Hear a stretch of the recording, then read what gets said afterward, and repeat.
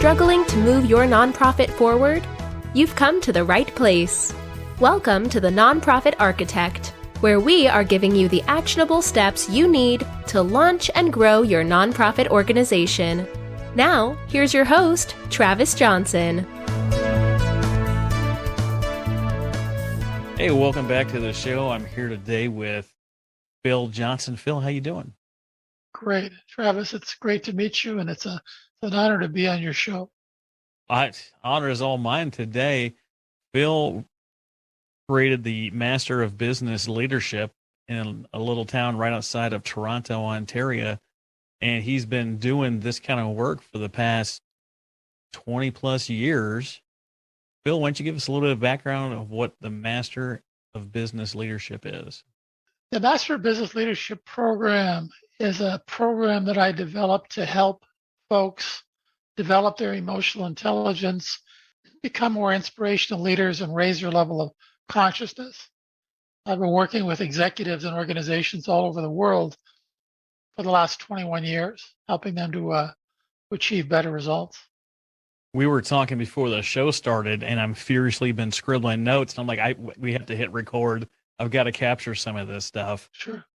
From what you said before we hit record, it sounds like a lot of people are going to not really understand what it is that we're going to talk about today. And that's fine if you're listening and you're one of the people that doesn't understand. But we have to know for sure that there are things out there that are not yet explained, that are not yet understood, and definitely not adopted by the masses yet. It's very interesting working through some of these concepts with you that I understand it all. I know what you're talking about. It just has me excited as all get out to talk to you today. But what are the three outputs? What do people get from taking this MBL? The outcomes are you develop your emotional intelligence, you get a higher level of emotional intelligence, which is very important, and I'll discuss why shortly. You raise your level of consciousness about what's going on in you and around you. We're only actually conscious about 3 to 4% of the time. The rest of the time, we're relying on our habits to drive our behavior and our results. So it helps to raise your level of consciousness. And the third outcome is you become a more inspirational leader, meaning that your actions inspire others to want to follow your example. Absolutely. There's been a lot of talk about intelligence quotient, emotional intelligence. There's all sorts of others like AI, MI. There's a whole big list of these. But what is emotional intelligence?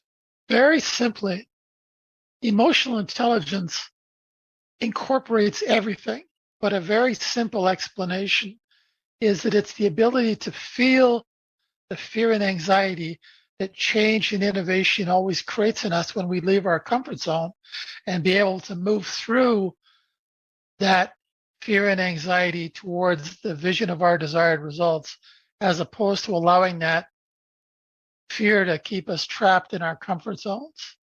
It doesn't eliminate fear, it doesn't eliminate anxiety, but the development of our emotional intelligence allows us to coexist with it so that it doesn't become a barrier to our moving forward, to our growth. I like that. I think more people definitely need to work on their emotional intelligence and working their way out of their comfort zone. If you've been a long time listener to the show, you know that we talk about comfort zone on a semi-regular basis, and everything that you haven't done yet is outside your comfort zone. But every time you do that new thing, your comfort zone gets a little bit bigger and a little bit bigger. What are some of the benefits of really stretching your comfort zone? Jesus, it guarantees the journey, guarantees career and personal success. It fixes everything. I've helped organizations generate over $1.5 billion in revenue and advance in their careers, both professionally and personally, by going through this process. The ROI is never ending. And it actually represents the development of our emotional intelligence has become a critical part of what we need that we never got. Our educational system has failed us, and our employment system has failed to prepare us for the future we're facing. We're facing a tsunami of change with a 500 million year old brain that doesn't like change. Some scientists estimate that in this century, we could experience the equivalent of 20,000 years worth of change or 200 centuries worth of change. So change is increasing at an exponential rate. We're not built for change. There are three primary sources of resistance we have to change. Let me just go through them just briefly.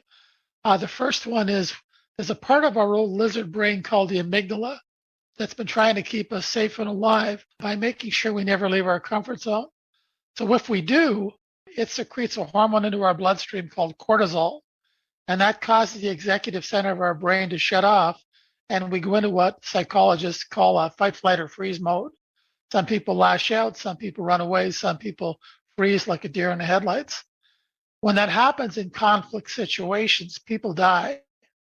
And when it happens in business or personal situations, relationships die. We burn trust.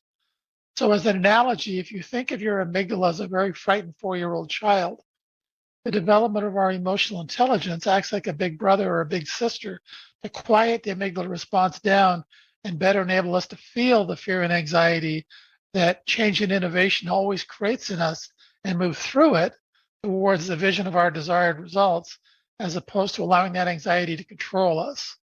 So that's one of the biological sources of resistance to change we have. The second biological source of resistance we have is our existing habits. Once we develop a habit, it's there forever.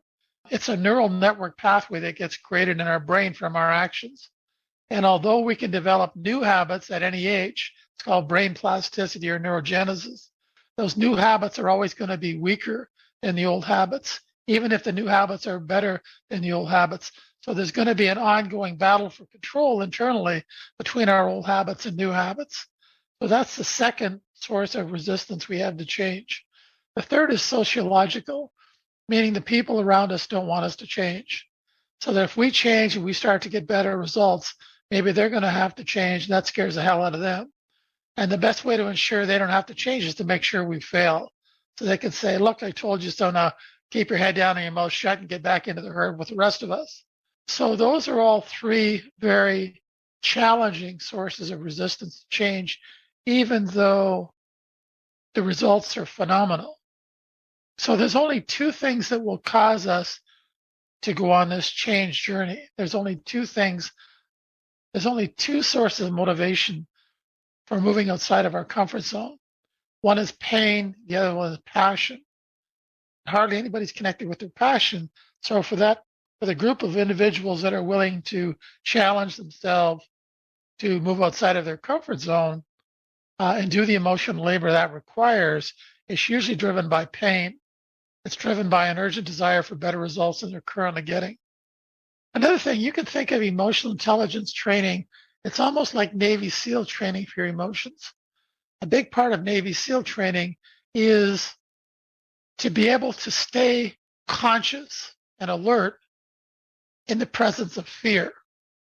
So it's rather than simply reacting unconsciously, going into unconscious mode, losing our creativity, losing our presence in the moment, emotional intelligence allows us to feel that fear and stay conscious in the moment. That make sense? Oh, absolutely. There's a lot to unpack there. For those in the self-help realm that have been listening to all the talking heads over the last 20 or 30 years, when we talk about resistance, fear, habit, and your sociological culture, that's what everyone else has been talking about. Jim Rohn calls it you're the average of your 5 closest friends that you hang around with. There's all these books on habit. Habits take 21 days, and there's 17 cycles of 21 days within a year. And then people talk about the fight, flight, or freeze response all the time. But what do you actually have to do to work through these resistance factors?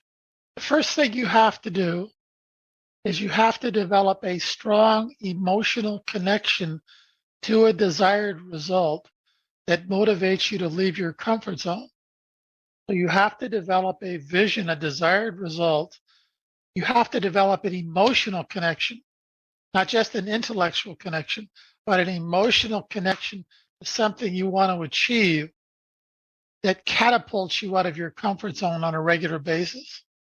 And through the fear and anxiety that will be created, the vision of your desired result has to be stronger than your fear and your ego-based fear. And if it's not, you will not be willing to do the emotional labor that change and innovation requires of us. The old saying, if somebody can talk you out of doing something, let them, because it wasn't that important to you anyhow. If you don't have that emotional connection, nothing else matters. So that's step one. Yeah, you hear this in sales, right? People don't buy for need, they buy for want, they buy for that desire. Well, not only that, but all purchases are made in the limbic part of our brain. All purchases are emotional decisions. So first of all, we make the decision emotionally. Do I like this guy? Do I trust this guy? And then after we've already made the decision, we look for features and benefits intellectually to justify the decision we've already made emotionally. So by developing your emotional intelligence, get ready for this. By developing your emotional intelligence, you are literally able to outcarry your competition. You're able to develop deeper, trusted advisor relationships with the people you seek to serve than your competitors. There's a part of our brain that brain scientists call, we have these specialized brain cells in our prefrontal cortex that we've had to develop because we've evolved living in society, living in tribes, living in herds. We've had to develop the ability to sense whether somebody's trying to help us or eat us. And scientists call them mirror neurons. That's why you can walk into a room and get a sense of the energy in the room.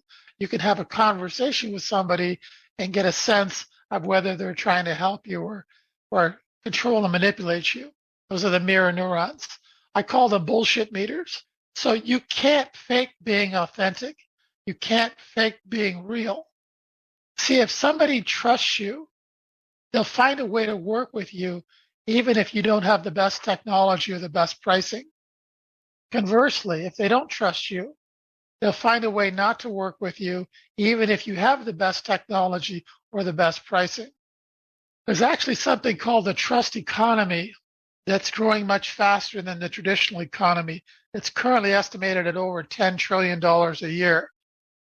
Because of the accelerating rate of global change, we can't keep up with all of these changes. So we're relying more and more on the network of people around us that we trust to make decisions. What did you do? How did you handle this?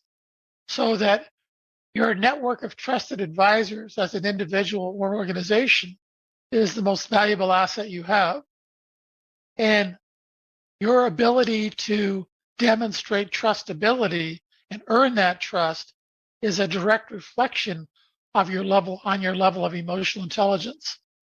Let me give you an example of a company that's doing over $1 trillion a year in revenue, whose almost their entire hiring process is focused on the search for people with above average levels of emotional intelligence. That company is Apple. That's why when you walk into an Apple store, that energy you feel is an example of a more emotional, intelligent environment. They're not trying to sell you anything. They're trying to understand your pain and, if possible, provide a solution to your pain. They want you to have a great experience. And maybe you'll go tell your friends and they'll tell their friends. So that's an example of an emotionally intelligent environment. And more companies, Apple, Google, Southwest Airlines, JetBlue, Infosys, Whole Foods, FedEx, Costco, and others, more and more hiring, promoting, and developing emotional intelligence. It's a mind-blowing set of facts that you just ran us through. Emotional intelligence and the trust economy is more important than technology and prices. Absolutely. See, I think we're at a tipping point as a species on the planet And we need to dramatically change our trajectory in order to survive. There isn't a single other species on the planet that wouldn't be better off if we didn't exist. In relative terms, we've been on the planet for about a half of 1 second, and we're facing irreversible climate change. We're facing we're dealing with things like CRISPR-Cas9 gene editing technology, where a grade 10 science student in their basement can create a gene strain that can wipe out the planet. AI, other pandemics. We're really walking through a minefield of challenges, and we lack the wisdom, we lack the emotional intelligence to make the choices needed. A long time ago, Mark Twain once said, he said, if the only way mankind can learn is through experience, I see no hope for mankind. So in other words, if the only way we can learn is by putting our hand on the stove, that assumes that we're going to be around to learn from that experience. And a lot of the challenges we're facing going forward in this century, you don't get a do-over. You got to get it right the first time. You've got to know not to put your hand on the stove before putting your hand on the stove. And that requires a higher level of emotional intelligence. The development of our emotional intelligence is a critical part of our education that we never got. Our schools and businesses focused on our ability to do intellectual labor and did little or nothing to develop our emotional intelligence. And quite frankly, we're leaving a dead cat on the doorstep of future generations because they're totally, completely unprepared for the tsunami of change they're facing. Here's a comparison.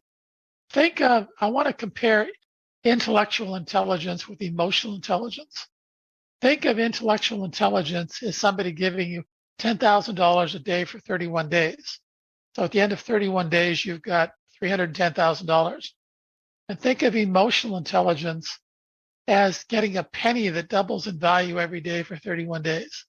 So at the end of 31 days, you've got $10.7 million. At the end of 40 days, you've got over $5 billion. At the end of 50 days, you've got over $5 trillion. So not everybody can have 160 IQ intellectually. So if you have a high IQ, your parents had a high IQ, their parents had a high IQ, and you inherited that. But anybody can develop their emotional intelligence by doing the emotional labor that requires. And the ROI is far greater than any ROI we can get from our ability to do intellectual labor. It's very interesting. I love the analogy of getting paid 10 grand a day versus a penny that doubles over time. When I look at the educational system, they teach us really to be compliant workers and taxpayers. They don't teach us thinking outside the box. They do nothing about emotions, actual health, mental health, physical health. None of that stuff really occurs. We're seeing gym time and playtime go down exponentially. Creativity time is getting cut out of curriculum. The teachers largely, I can't say all because that would be just a gross overcharacterization, but teachers don't have the experience or the time or the bandwidth, the capacity to actually help their students like they need to be helped. Even if they want to help that student that's completely struggling, when you have so much to do as just through your regular school day, your ability and your capacity to help that person that you wanted to help from the beginning. Travis, think about this for a minute. Let me just let's go to the 30,000 foot view. 30,000 foot view. Let's assume the model we live in is incorrect. The model we live in views power as external. You're not enough. You need to be bigger, taller, faster, smarter. You need something more than you already are. It's a zero-sum game. In order for me to win, somebody has to lose. Doesn't it stand to reason that the people that would be, by definition, successful within that model would be the best at stealing other people's energy, would be the best at using position-based power to control, manipulate others? The current level of employee engagement worldwide, according to Gallup, is around 13%. So that means people are working in toxic environments where they don't feel safe to take risk, to step outside of their comfort zone. And that low level of employee engagement is costing the US economy alone over $1 trillion a year. And Gallup has also determined that there's almost a 1-to-1 correlation between the level of employee engagement and the level of customer engagement.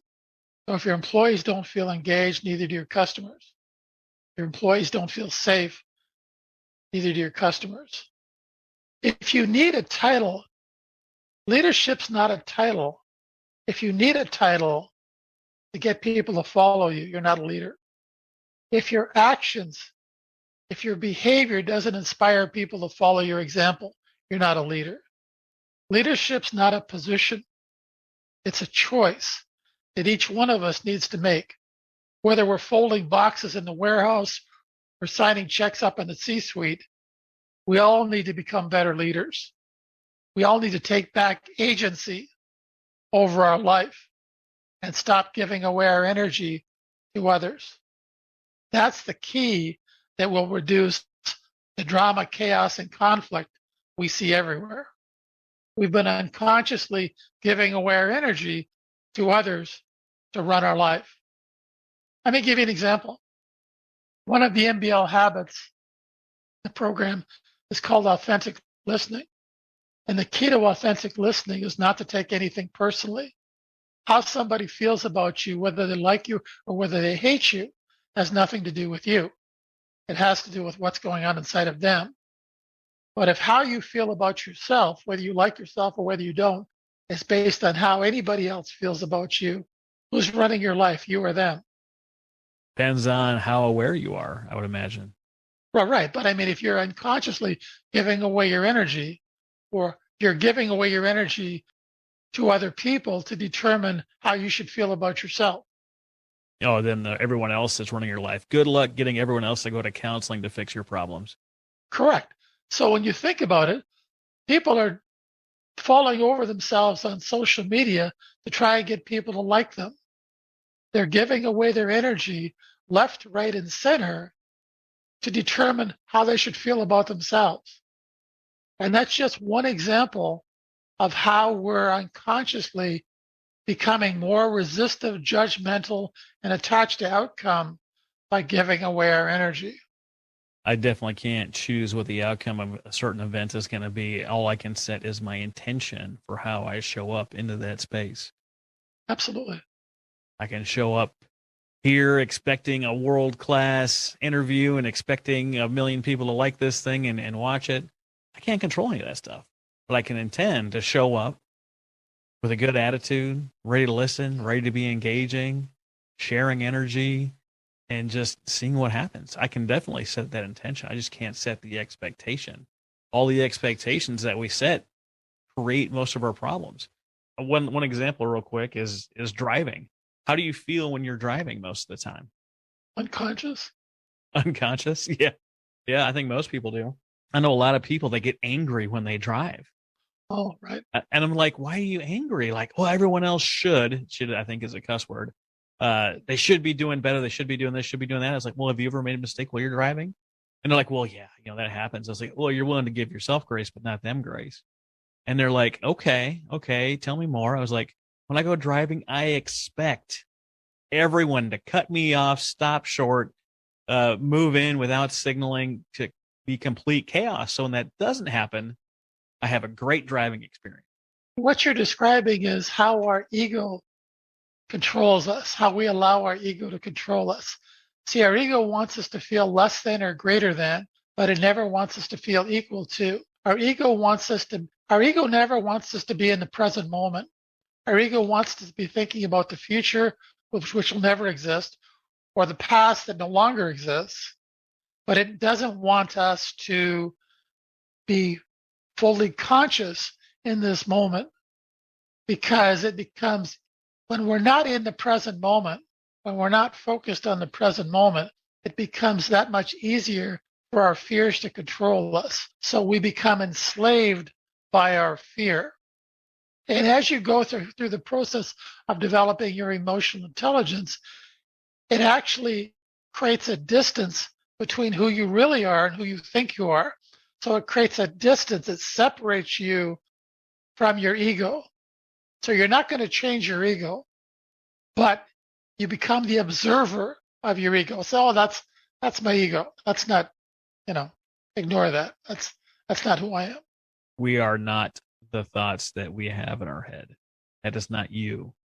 That is aspects of you having a conversation. It's so interesting that when we actually step aside and really become the observer, as you said, how it changes everything in an instant. If someone walked up to you and slapped you in the face, what might you do? Wonder why that happened. That's definitely one result. Some people would say, oh, I'd hit them right back.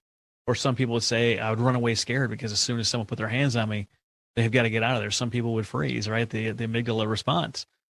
But all of that being said is we have the ability to create the consciousness in that moment that actually have and take the choice to choose different outcomes.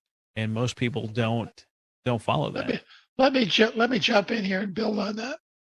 Somebody slaps you in the face. That person that slapped you in the face is expecting you to respond. Okay?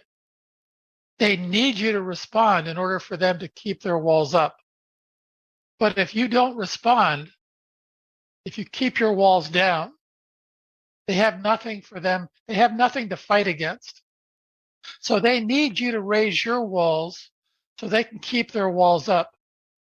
And if you don't have the emotional intelligence to lower your walls, it creates mutually assured destruction. You fire your ICBMs, I fire my ICBMs, mutually assured destruction. The only chance we have to diffuse the situation is that somebody needs to lower their walls first. And that is the person with the higher level of emotional intelligence, the higher level of consciousness, the more inspirational leader. And that creates a feeling of safety within the organization. That builds trust. You see, when people attack you, the solution is not to fight back.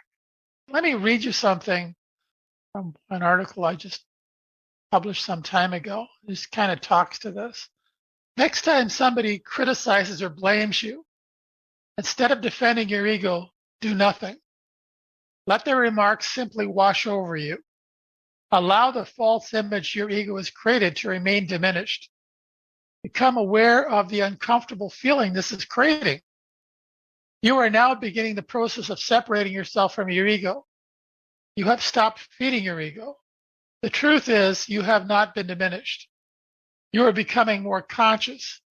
You're beginning to realize that becoming less, quotations, you've actually become more. By becoming vulnerable, you are discovering your invulnerability. The false image your ego has created of who you think you are is gradually being replaced by who you really are, an emotionally intelligent, inspirational leader. That make sense? It absolutely does. It absolutely does. So you've been running this program, Master of Business Leadership. You've had all level of executives go through this, resulted in $1.5 billion worth of revenue. What would our world look like if everyone went through your program? Heaven on earth. Heaven on earth. It would eliminate war. It would eliminate drama and chaos. It would create a win-win-win environment. It would enable us to deal with things like climate change more effectively. Jesus, it would be amazing. You mentioned that drama, chaos, and conflict all come as a result of the same concept. What can you delve into that a little bit deeper? Before we started recording this program, we were talking about the underlying root cause of all drama, chaos, and conflict. You want me to go through that? Yeah, please. When we're born, we're not born with a conscious mind.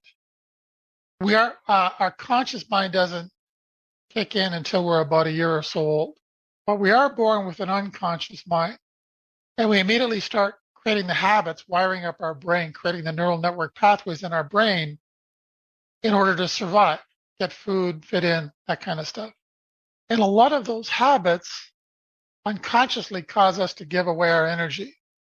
And we do it in a myriad of ways, how we communicate, listen, take responsibility, make decisions, all sorts of ways. But when we're unconsciously giving away our energy, it creates an energy deficit in us. So at the same time we're giving away our energy over here, we need to replace that energy by trying to steal the energy from other people over here. And that dynamic is going on inside of everybody in the world all the time. And that is the root cause of the drama, chaos, and conflict we experience. That drama, chaos, and conflict is a result of this process of unconsciously giving away our energy and creating the environment that makes it easier for us to try and steal the energy of other people. That drama, chaos, and conflict triggers other people to raise their walls and give away their energy more easily than if there is no drama, chaos, and conflict. That makes sense?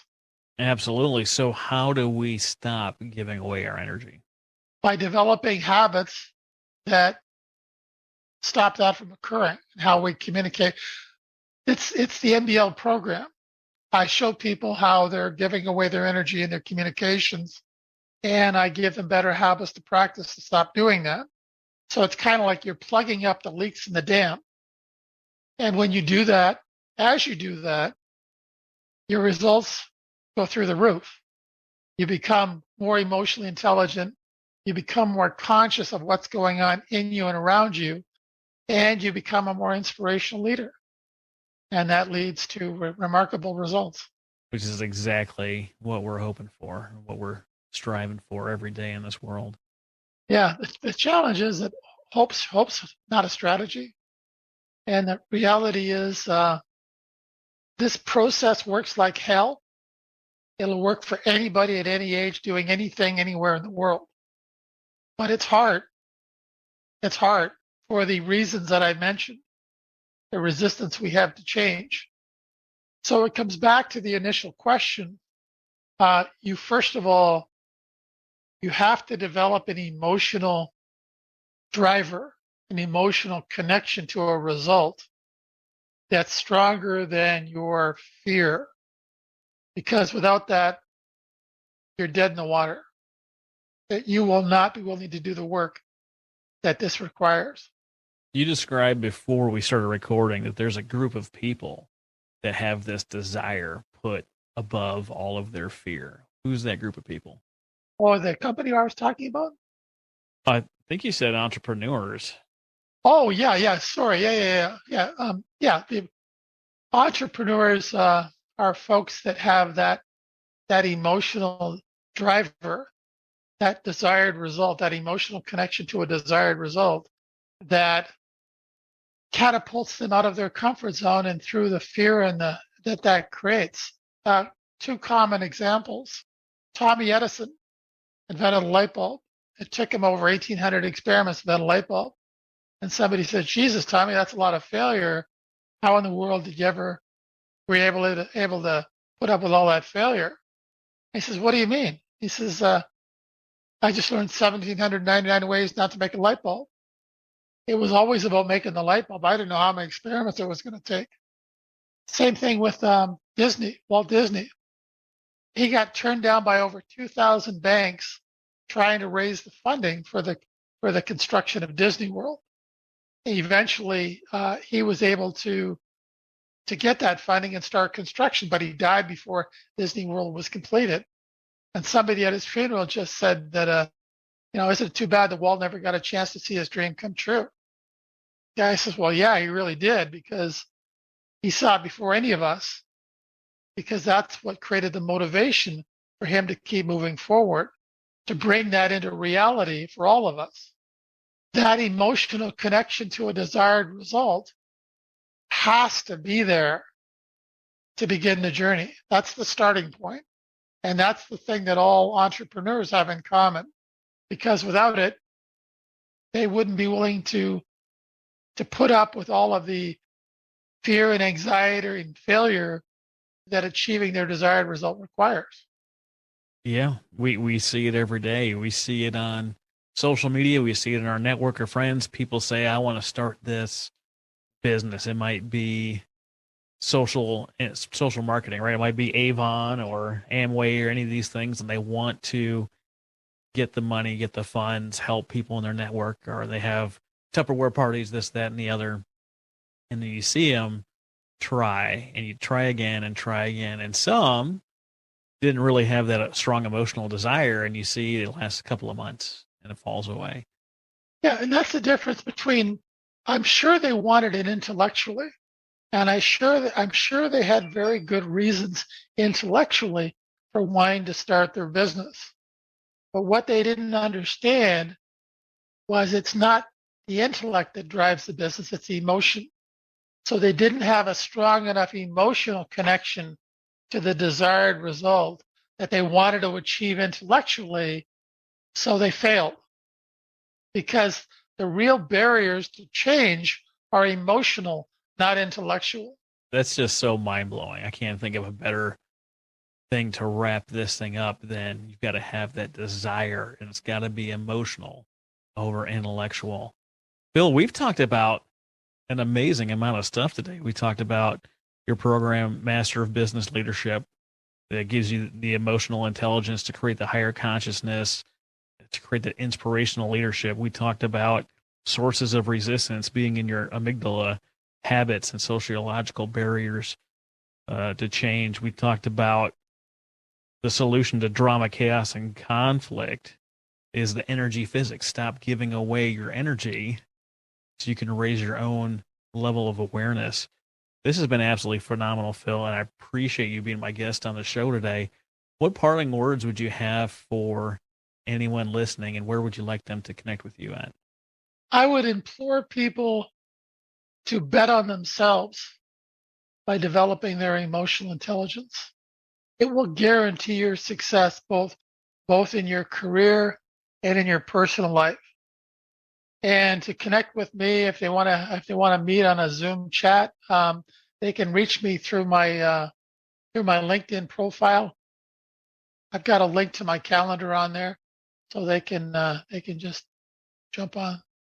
Fantastic. We'll have that link in the show notes. And if you love this type of discussion we have today, go to nonprofitarchitect.org/resources. Check out our Ultimate and Complete Podcast Guide.